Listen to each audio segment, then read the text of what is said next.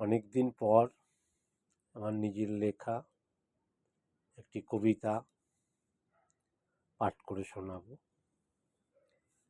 কবিতাটির নাম নীল আকাশ, কলমে সমর কুমার চ্যাটার্জি। ওই নীল আকাশ আমায় ডাকছে, দুহাত বাড়িয়ে বলছে চলে আয়। থাকতে হবে না আর এই ধরাধামে, যেখানে শুধু স্বার্থপরতা আর সমালোচনা, যে ভালো তার নামে। নীল আকাশের নীল দিগন্তে সূর্যি মামা ওঠে, আবার অস্তও যায়। পৃথিবীর বুকে অন্ধকার নামে, আবার আলো জেলে সকাল হয়। রামধনু 7 রঙে রাঙিয়েছে নীল আকাশের এ প্রান্ত থেকে অন্য প্রান্তে। বেনি অসহ কলা সব রং আছে হেতায়, দু চোখ ভরে দেখি নীল আকাশে তাই। পাহাড়ের চূড়ায় বসে যখন তাকিয়ে থাকি নীল আকাশে, সংসারের কথা সবার কথা মনে পড়ে অস্পষ্ট ভাবে।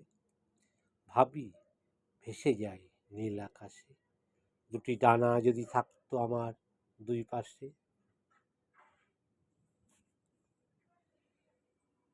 নীল আকাশে হারিয়ে যেতাম, পৃথিবীতে আর ফিরে না আসতাম।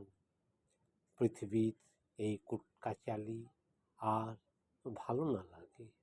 মনে হয় সব ছেড়ে ভেসে যেতাম, ছুটে যেতাম।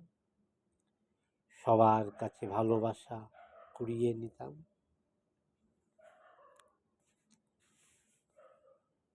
মা নেই, বাবাও নেই, সবাই গেছে ওই নীল আকাশে। আমিও যাব তোমাদেরই কাছে।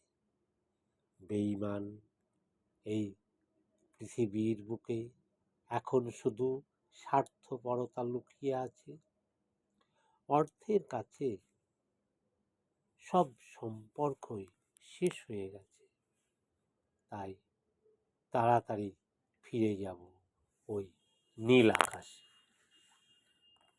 কবিতাটি আমি লিখেছিলাম একটু জীবনের প্রতি একটু বিতৃষ্ণা ভরেই। যাই হোক, কেমন হয়েছে তোমরা কমেন্ট বক্সে জানিও।